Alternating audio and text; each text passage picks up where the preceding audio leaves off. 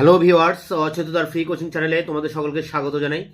আজকের এই ভিডিওতে তোমরা যারা নেতাজি সুভাষ ওপেন ইউনিভার্সিটিতে ইউজি বিটিপি হিস্ট্রিতে থার্ড ইয়ারে পড়ছো, তোমাদের যে DS11 পেপারটি রয়েছে, হিস্ট্রি অফ ইউএসএসআর, সোভিয়েত রাশিয়ার ইতিহাস 1917 থেকে 64, এই পেপারটির যে সাজেশন 2024 সালের সাজেশন, সেই সাজেশন নিয়ে আলোচনা করবো এই ভিডিওতে। তো এখানে তোমাদের প্রথমে যে বড় প্রশ্ন 10 নম্বরের প্রশ্ন, সেগুলো নিয়ে আলোচনা করছি। দেখো, তোমাদের যে কোর্স ম্যাটেরিয়ালস তোমাদের কাছে রয়েছে, সেটা দেখলেই বুঝতে পারবে যে তোমাদের এই পেপারটির সিলেবাস কিন্তু অনেক বড়।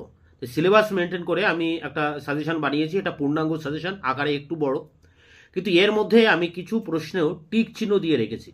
যেমনটা তোমরা এখানে দেখতে পাচ্ছ যে এই টিক চিহ্ন দেওয়া আছে পেন্সিল দিয়ে। এই টিক চিহ্ন কোশ্চেনগুলো কিন্তু বেশি ইম্পর্টেন্ট, তাই তোমরা যারা এর মধ্যে শর্ট সাজেশন করতে চাও, তোমরা এই টিক মার্ক কোশ্চেনগুলো দেখবে। তাছাড়া আমি এখানে কিন্তু পূর্ণাঙ্গ সাজেশনটাই আলোচনা করছি। দেখো, প্রাক বিপ্লবী রাশিয়ার সমাজের প্রধান বৈশিষ্ট্য লেখো। 2, আপনি কি মনে করেন যে রাশিয়ায় বিপ্লব পূর্ব যুগ ছিল অগ্রগতির সোনালী যুগ? এই মতের পক্ষে তুমি কি একমত? পরেরটি 1905 সালের রুশ বিপ্লবের কারণগুলি আলোচনা করো। পরেরটি 1905 সালে বিপ্লব তৈরিতে উদারপন্থীদের ভূমিকা লেখো। পরেরটি 1905 সালের বিপ্লবে শ্রমিকদের ভূমিকা আলোচনা করো। নেক্সট, 1905 সালের বিপ্লবের অভিজ্ঞতা থেকে লেনিন এবং বলশেভিকরা কি শিক্ষা নিয়েছিল? 7 দাগের প্রশ্ন, 1917 সালের বিপ্লবের পূর্বে রাশিয়ায় শিল্প শ্রমিক শ্রেণীর উৎপত্তি ও প্রকৃতি নির্ণয় করো। পরেরটি 1907 থেকে 14 সালের মধ্যে বামপন্থী দলগুলির কার্যবলী লেখো। পরেরটি দেখো 9 দাগে রয়েছে, রাশিয়ায় 1905 সাল পর্যন্ত মার্ক্সবাদী আন্দোলন সম্পর্কে লেখো। পরেরটি 1917 সালে গ্রীষ্মে রাশিয়ায় অর্থনৈতিক ও সামাজিক অবস্থা কেমন ছিল? পরেরটি রাশিয়ার অর্থনীতিতে প্রথম বিশ্বযুদ্ধের প্রভাব সম্পর্কে লেখো। পরেরটি প্রথম বিশ্বযুদ্ধে রাশিয়ার অংশগ্রহণের প্রভাব রাশিয়ার শ্রমিক শ্রেণীর উপর কি পড়েছিল? পরেরটি দেখো, সোভিয়েত ইতিহাসবিদরা রাশিয়ায় 1917 সালের অক্টোবর বিপ্লবকে কিভাবে ব্যাখ্যা করেছিলেন? তো এখানে যেসব টিকচিহ্ন দেওয়া আছে, এইসব প্রশ্নগুলো কিন্তু বেশি ইম্পর্টেন্ট। রাশিয়া 1917 সালের অক্টোবর বিপ্লব সম্পর্কে সংশোধনবাদী ঐতিহাসিকদের মতামত আলোচনা করো। পরেরটি, প্রথম বিশ্বযুদ্ধের সময় কিভাবে রাশিয়ার নাগরিক সমাজ তার প্রভাব বিস্তারের চেষ্টা করেছিল? পরেরটি, রাশিয়া 1917 সালে ফেব্রুয়ারি বিপ্লবের স্বতঃস্ফূর্ততা প্রশ্নে বিভিন্ন বিদ্যালয়ের ইতিহাসবিদদের মতামত আলোচনা করুন। খুবই ইম্পর্টেন্ট প্রশ্ন, দেখো টিক চিহ্ন দেওয়া আছে। পরেরটি, রাশিয়ায় 1917 সালের ফেব্রুয়ারি বিপ্লব যে অনিবার্য ছিল, তার সাথে আপনি কি একমত? পরেরটি, প্রথম কোয়ালিশন অস্থায়ী সরকারের সাফল্য ও ব্যর্থতা মূল্যায়ন করো। পরেরটি দেখো, জুলাই থেকে অক্টোবর 1917 পর্যন্ত রাশিয়ার অর্থনৈতিক পরিস্থিতি কেমন ছিল? পরেরটি, বিপ্লবের অব্যবহিত পরে বলশেবিকরা কিভাবে দেশের উপর তাদের আধিপত্য বিস্তার করার চেষ্টা করেছিল? পরেরটি, বিপ্লবের অব্যবহিত পরে বলশেবিকরা যে সমস্যার সম্মুখীন হয়েছিল তা আলোচনা করো। তারা কিভাবে এই সমস্যাগুলি থেকে বা সমস্যাগুলির সমাধান করার চেষ্টা করেছিল? পরেরটি, 3 রাশিয়ান লেখক মেলগুনভ, ফ্রেনকিন এবং ভলকোগনোভ রাশিয়ায় 1917 সালের অক্টোবর বিপ্লবকে কিভাবে ব্যাখ্যা করেন? পরেরটি, রাশিয়ায় ফেব্রুয়ারি বিপ্লবের পর কেন এবং কিভাবে অস্থায়ী সরকার গঠিত হয়েছিল? পরেরটি, কিভাবে শিল্পায়ন এবং নগরায়ন প্রাক বিপ্লব রাশিয়ায় একটি শ্রমিক শ্রেণী তৈরি করেছিল? 1917 সালের ফেব্রুয়ারির শেষে কেন জারবাদী স্বৈরাচারের পতন ঘটে? পরেরটি, ফেব্রুয়ারি বিপ্লব এবং অস্থায়ী সরকার সম্পর্কে মেনশেভিকদের মূল্যায়ন করুন। পরেরটি, অস্থায়ী সরকারের প্রধান সমস্যাগুলি কী ছিল, কিভাবে এই সমস্যাগুলি মোকাবেলার চেষ্টা করেছিল? পরেরটি, রাশিয়া কেন প্রথম বিশ্বযুদ্ধে যোগ দিয়েছিল? যুদ্ধে রাশিয়ান সশস্ত্র বাহিনীর কর্মক্ষমতা সম্পর্কে লেখো। পরেরটি দেখো, কর্নিলভ বিদ্রোহ, খুব ইম্পর্টেন্ট। কর্নিলভ বিদ্রোহ সম্পর্কে বর্ণনা দাও, কেন এই বিদ্রোহ অস্থায়ী সরকারের পতন করতে ব্যর্থ হয়? পরেরটি, 1917 সালের জুলাই ডেজ পোস্টে, জুলাই ডেজ মানে জুলাই দিন পোস্টে আপনি কিভাবে জনপ্রিয় রাজনীতির বাম দিকের পরিবর্তনকে ব্যাখ্যা করবেন? পরেরটি, অক্টোবর বিপ্লবের দ্বিতীয় জোট সরকারের পতনের পর কেরেনস্কি কিভাবে অস্থায়ী সরকারের বাঁচানোর চেষ্টা করেছিল? পরেরটি দেখো, মিত্রবাহিনী কেন রাশিয়ায় গৃহযুদ্ধে হস্তক্ষেপ করেছিল? রাশিয়ার গৃহযুদ্ধে মিত্রবাহিনীর হস্তক্ষেপের ফলাফল লেখো।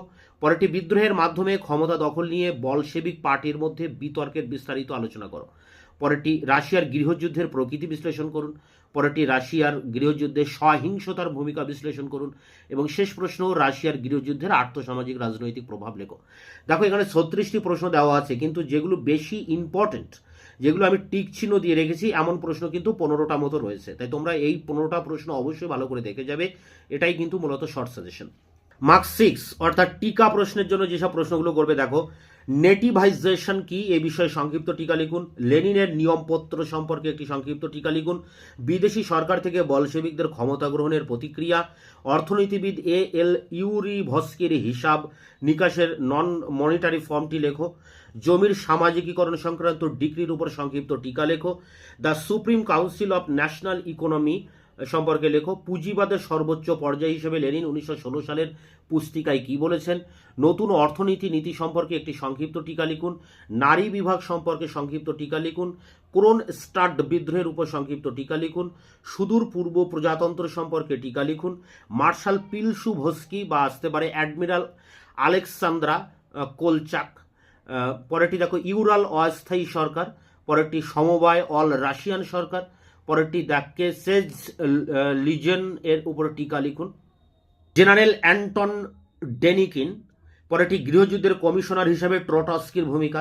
পরেরটি বলশেবিকরা কিভাবে বিপ্লবের পরপরই রাশিয়াকে একটি দল দ্বারা পরিচালিত রাষ্ট্রে পরিণত করেছিল। পরেরটি রাশিয়া 1917 সালের অক্টোবর বিপ্লব সম্পর্কে পশ্চিমা মার্ক্সবাদী ঐতিহাসিকদের মতামত আলোচনা করুন। পরেরটি রাশিয়া অক্টোবর বিপ্লবের পর কেন সমাজতান্ত্রিক দল নিয়ে একটি জোট সরকার গঠন করা যায়নি। পরেরটি অক্টোবর 1917 সালে রাশিয়ান বিপ্লবের উপর ইএইচ কারের দৃষ্টিভঙ্গি লেখো। পরেরটি দেশ ও বিপ্লব রক্ষার জন্য সর্ব রাশিয়ান কমিটির উপর টিকা লেখো। পরেরটা দ্য সোভার নার্কের উপর একটি টিকা লিখুন। পরেরটি 1917 সালে রাশিয়ায় অক্টোবর বিপ্লব সম্পর্কে রবার্ট সাদভিসের মত লিখুন। ব্রেট লিডভস্কের চুক্তির উপর টিকা লিখুন। পরেরটি বলশেবিকরা কেন কিভাবে গণপরিষদ ভেঙে দিয়েছিল। পরেরটি রাশিয়ায় 1917 সালের অক্টোবর বিপ্লব সম্পর্কে রেক্স এ ওয়েডের দৃষ্টিভঙ্গি সম্পর্কে লিখুন। পরেরটি রাশিয়ার 1917 সালের অক্টোবর বিপ্লব সম্পর্কে রিচার্ড পাইপের দৃষ্টিভঙ্গি আলোচনা করুন। গণপরিষদ সম্পর্কে একটি সংক্ষিপ্ত টিকা লিখুন। ডুমা কমিটি, অস্থায়ী সরকার, বাগমেন, এগুলো সব আলাদা আলাদা প্রশ্ন, যে কোনোটা আসতে পারে। লেনিনের এপ্রিল থিসিস ইম্পর্টেন্ট প্রশ্ন। দেখো যেগুলো টিক চিহ্ন দেওয়া আছে সেগুলো কিন্তু বেশি ইম্পর্টেন্ট, তোমরা এগুলোই আগে ফলো করবে। ফিনিশ যুদ্ধ বা কর্নিলভ বিদ্রোহের ফলাফল। ডন রিপাবলিক বা ডিরেক্টরি সম্পর্কে টিকা লিখুন। পরেরটি দেখো জুলাই ডেজ বা জুলাই দিন সম্পর্কে টিকা। দ্য ইউক্রেনীয় রাডা সম্পর্কে টিকা লিখুন। কেরেনেস্কির উপর টিকা লিখুন। পরেরটি প্রথম বিশ্বযুদ্ধের প্রতি অস্থায়ী সরকারের মনোভাব কী ছিল। পরেরটা লেনা গোল্ডফিল্ড হত্যাকাণ্ড বা আসতে পারে ব্লাডি সানডে বা রক্তাক্ত রবিবার। পরেরটি ভিক্টর চেরনভের বা অক্টোব্রিস্টের উপর টিকা লিখুন। পরেরটি উইটির অধীনে শিল্পায়ন। পরেরটি পেট্রোগ্রাড সোভিয়েতের উপর টিকা লিখুন। পরেরটি জোট অস্থায়ী সরকার কবে কেন ক্ষমতায় আসে। পরেরটি ভূমি সংস্কারের জন্য কৃষকদের দাবির প্রতি অস্থায়ী সরকারের মনোভাব কী ছিল। পরেরটি পেট্রোগ্রাড সোভিয়েত অস্থায়ী সরকারকে কোন শর্তে সমর্থন করে। প্রাক বিপ্লবী রাশিয়ার নগরায়নের প্রক্রিয়া। পরেরটি গ্রাম পরিষদ বা মির বা আসতে পারে জেমগোর। কেন্দ্রীয় যুদ্ধ শিল্প কমিটি বা আসতে পারে চেকা বা দ্য ক্যাডেটস। রাশিয়ায় কৃষিতে প্রথম বিশ্বযুদ্ধের প্রভাব। বাণিজ্য শিল্পের প্রতি জাতীয়তাবাদী সরকারের নীতি কী ছিল। রাশিয়ার রাজনীতিতে প্রথম বিশ্বযুদ্ধের প্রভাব। রাসপুটিন কে ছিলেন। জারবাদী সরকারের উপর তার অশুভ প্রভাব কী পড়েছিল। পরেরটি সাম্রাজ্যে রাশিয়ান প্রজাদের প্রতি জারবাদী সরকারের নীতি কী ছিল। পরেরটি ভ্লাদিমির ইলিচ ইলিয়ারভ লেনিন সম্পর্কে টিকা লিখুন। পরেরটি মুক্তির ইউনিয়ন অব লিবারেশন সম্পর্কে টিকা লিখুন। পরেরটি সমাজতান্ত্রিক বিপ্লবী পার্টি বা এসআর বা আসতে পারে ওয়ার্কার্স পার্টি। পরেরটি অক্টোবরের ইস্তেহার বা জর্জি প্লেখানভ। পরেরটি রাশিয়ায় 1905 সালের বিপ্লবী কৃষকদের ভূমিকা। পরেরটি জার আলেকজান্ডারের হত্যাকাণ্ড ও তার প্রভাব। পরেরটি দেখো Russian social Democratic labour party RSDLP। এবং শেষ প্রশ্ন বলশেবিক ও মেনশেবিক দল। তো এখানে 60টি প্রশ্ন রয়েছে। এর মধ্যে যে টিক চিহ্ন প্রশ্নগুলো আমি দিয়ে রেখেছি এটা কিন্তু সংখ্যায় প্রায় 15 থেকে 17টা প্রশ্ন হবে। তা তোমরা এই 15-17 প্রশ্নটা মানে 15 থেকে 17টা প্রশ্ন টিকা প্রশ্ন হিসেবে এগুলো দেখবে। এটা কিন্তু পূর্ণাঙ্গ সাজেশন সিলেবাস ওয়াইজ, তাই এখানে অনেকগুলো প্রশ্নের তালিকা দেওয়া রয়েছে। তার মধ্যে যেগুলো টিক চিহ্ন সেগুলোই ভেরি ভেরি ইম্পর্টেন্ট প্রশ্ন। এমন প্রশ্নের সংখ্যা কিন্তু 15 থেকে 17টি। তাই তোমরা এইগুলোর ভিতর থেকে তোমরা ভালো করে পরীক্ষার জন্য প্রস্তুতি নাও। আশা করি এর ভিতরে সমস্ত প্রশ্ন কমন পেয়ে যাবে।